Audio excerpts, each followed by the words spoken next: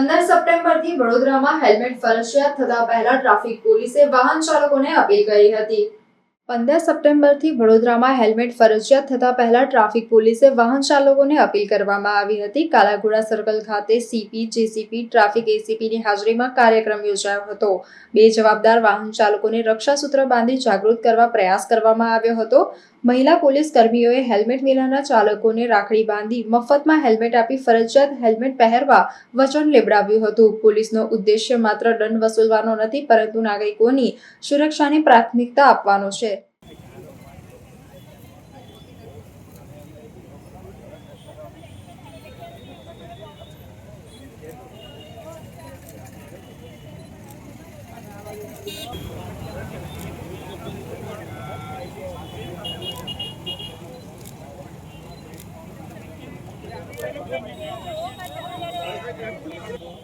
આજે જે કાર્ય વડોદરા શહેર પોલીસ દ્વારા થઈ રહ્યું છે જે ઉત્તમ ઉદાહરણ છે અને જે લોકો હેલ્મેટ નથી પહેરતા પોતાનું ને પોતાના પરિવાર સુરક્ષાની જવાબદારી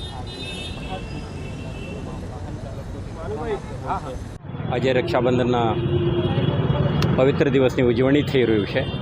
આ ભાઈ અને બહેનના પવિત્ર સંબંધોની એકબીજાના સુરક્ષા માટે એકબીજાના કમિટમેન્ટ ક્રિએટ કરવાની એક અવસર છે।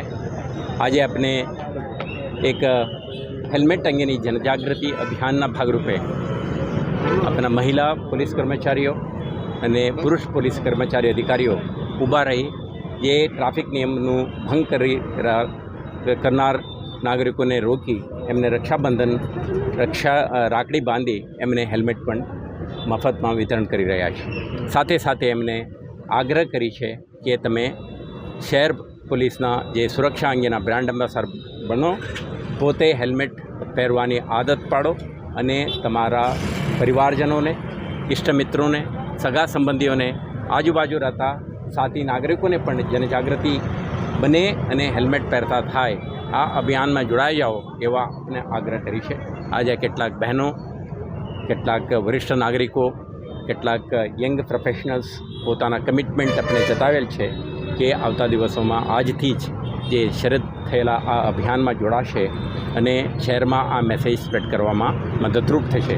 તો આપણા પ્રયાસ છે રક્ષાબંધન સુરક્ષાબંધન બને તો શહેર પોલીસ અને શહેરના નાગરિકો એક સાથે સંકલનથી સાથ સહકારથી મળીને મહેનત કરીશું તો સંસ્કાર નગરી વડોદરા સુરક્ષા નગરી પણ બનશે અને દરેકના સુરક્ષા કાયમ રહેશે।